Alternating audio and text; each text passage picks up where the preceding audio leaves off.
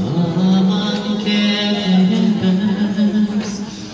nasıl zaman sana senin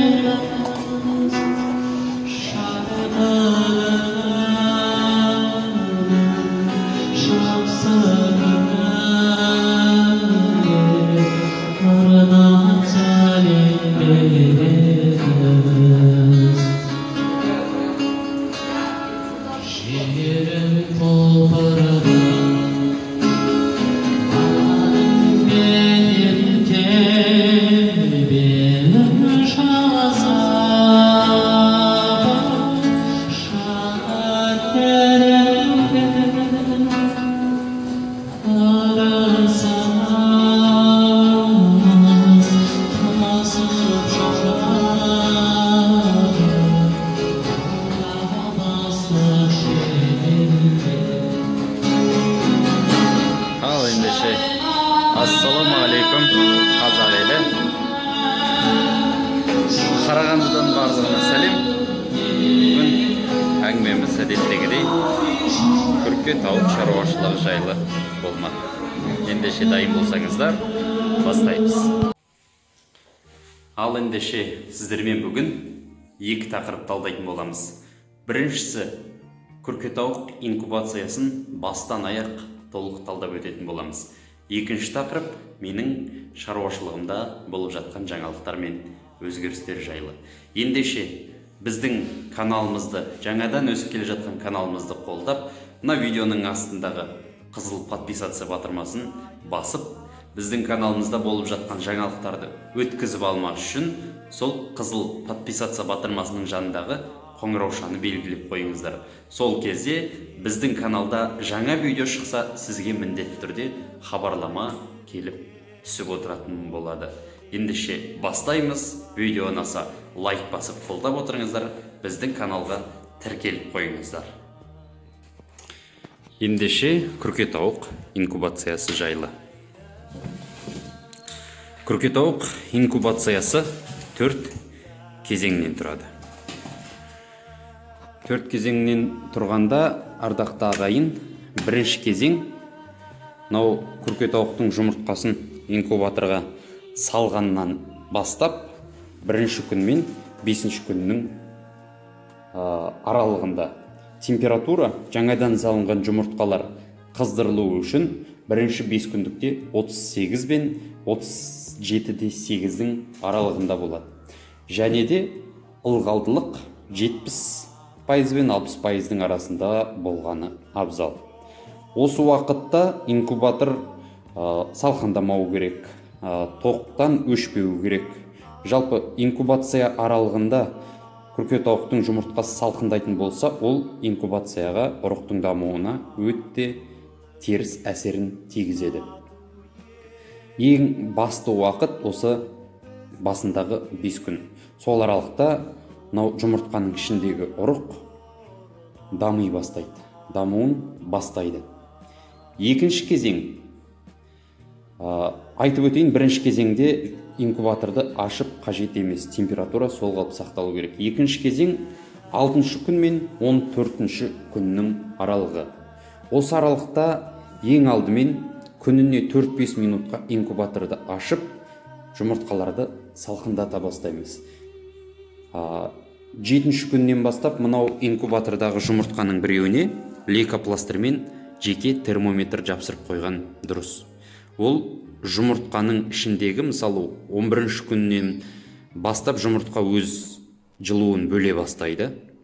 Сол уақытта жұмыртқаның температурасы 38 градустан асып кетпеу үшін, яғни жұмыртқа өзінен бөлген жылу арқылы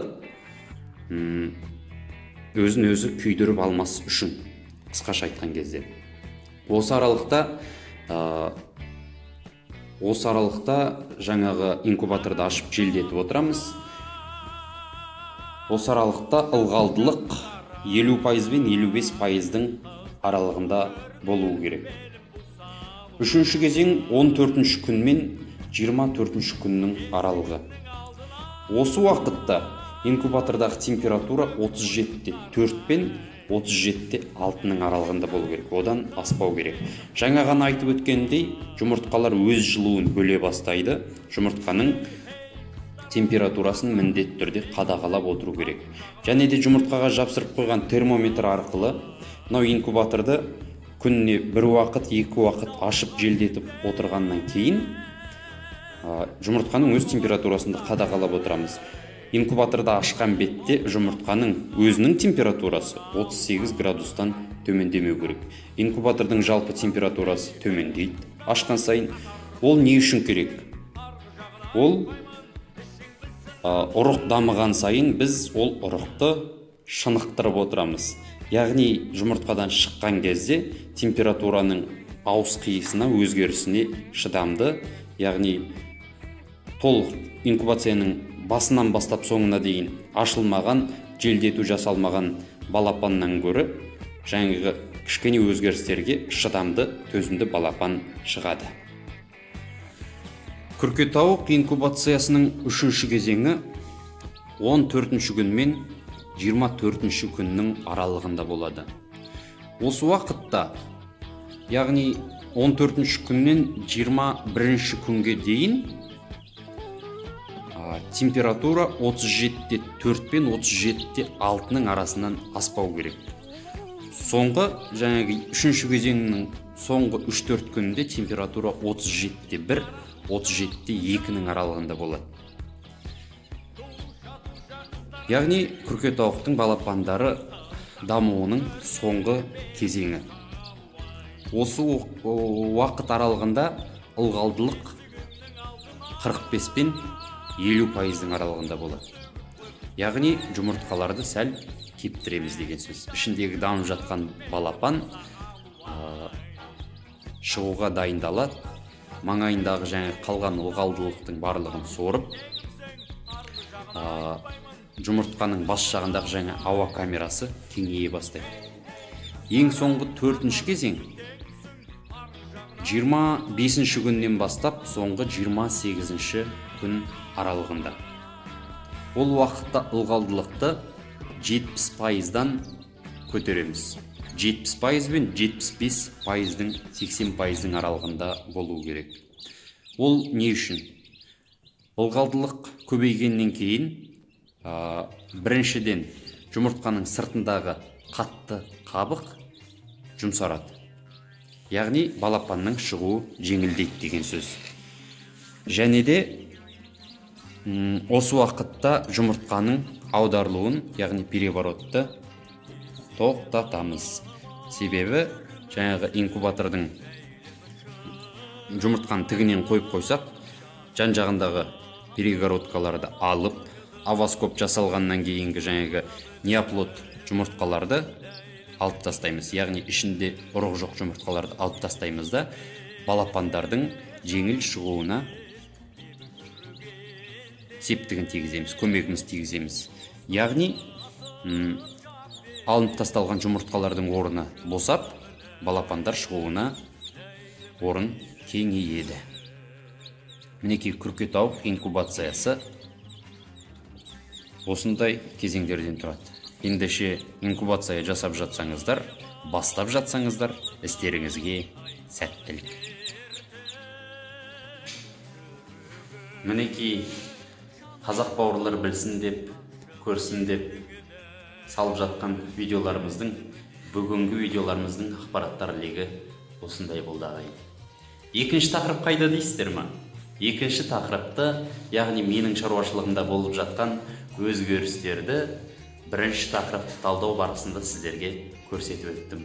Ол әрине менің Россиядан алдырған жұмыртқаларымды Тараз қаласындағы осыдан бірнеше жыл бұрын бик-6 мен бронзаны шатыстырып, будандастырып, одан гибрид алған, және де сол гибридтердің 4-ші буынын шығарып, 5-ші буынының алғашқы жұмыртқаларын маған салып жіберген Кемелбек ағамыздан келген жұмыртқаларды инкубацияға салып қойдым. Және де мінекей алдында жасаған инкубаторымыздан бірнеше күннен кейін бұйыртса алғашқы күркетауық балапандар шығады. бұл балапандарды, бұл жұмыртқаларды мен инкубаторды тексеру үшін ғана салдым. Бұл жерде 20 шақты жұмыртқа жатыр. Соның ішінде 8-9-ы ішінде ұрығы бар жұмыртқа. Қалғаны бос, өкінішке орай. Қазір назарларыңызда осы инкубаторды мінекей салқындатып отырмын. Мінекей назарларыңызда қазақы инкубаторымызға салған алғашқы күркетауық жұмыртқалары. Бірінші 40 жұмыртқа Тараз қаласынан Кемелбек ағадан келген жұмыртқалар. Екінші 10-дық хайбрид конвертер кроссы. Одан кейін 30 шақты, 20 шақты жұмыртқа бронза 708, және де мына жұмыртқалар өзімнің шаруашылығымдағы қарапайым күркетауықтармен белая широкогрудая мекендеріне қарапайым күркетауықтың аталығын қосып, солардан алынған болашақ гибридтердің жұмыртқасы. Және де бірінші жасаған инкубаторыма салған өз шаруашылығымдағы қарапайым шата тауықтардың жұмыртқасынан шыққан тауық балапандары. Олардың ішінде джерсийский гигант пен адлер тауығының шатасы, адлер мен кучинский тауықтарының шатасы, әртүрлі гибрид тауықтар бар. Және де екі үндіктің балапаны бар. Таза белая широкогрудая породасы. Мінекей біздің шаруашылықта жаңалықтар осындай. Және де тағы бір жаңалығым, Теміржан подписчигім, Теміржан бауырым әкеп берген ақ қоразды етке жібердік. Екеміз ақылдаса келе сондай шешім қабылданған болатын. Себебі Теміржанның қоразы 15 килограмм салмақ тартты. Ал менің мекендерім 2,5 килограмм мен 4 килограммның арасында. Әрине, таза белая широкогрудая породасының 3 мекендері бар.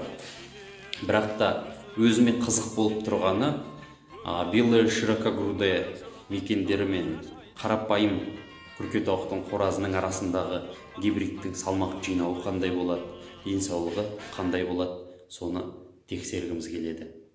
Ендеше ардақтағы ағайын, қазақ бауырлар білсін деп, көрсін деп, үйренсін деп салып жатқан ақпараттар легі осындай болды. Сөз соңында айтып кеткім келетіні, қадірменді көрермендер, елімізде түрлі жағдайлар орын алып жатқандықтан, мынау бір ой айтып кеткім келеді.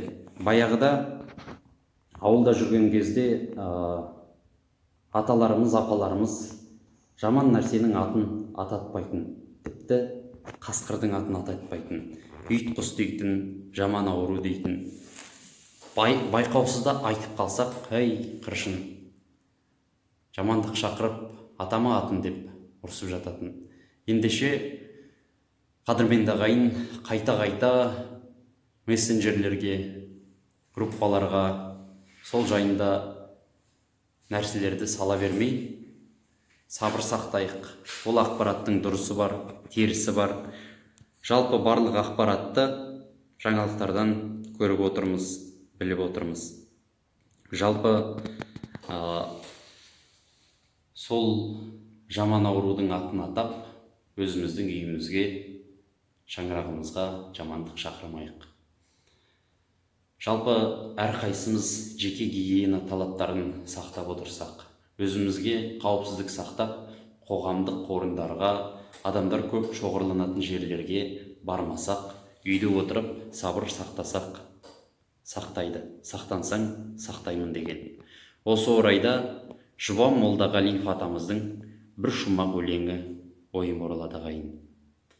Мен қазақпын, биікпін, байтақ елмін, қайта тудым, өмірге қайта келдім. мен мыңда бір тірілдім, мәңгі өлмеске, айта бергім келеді, айта бергім. Ендеше елім заман, жұртымыз тыныш болсын. Біз барлығымыз бірігіп, қандай да қиындықтан аман өтеміз. Себебі биікпіз, байтақ елміз ағайын. Елім заман, жұртымыз тыныш болғай. Қош, сау болыңыз. Азапамның ауылына барып едім қыдырып, бір қошақын алдымнан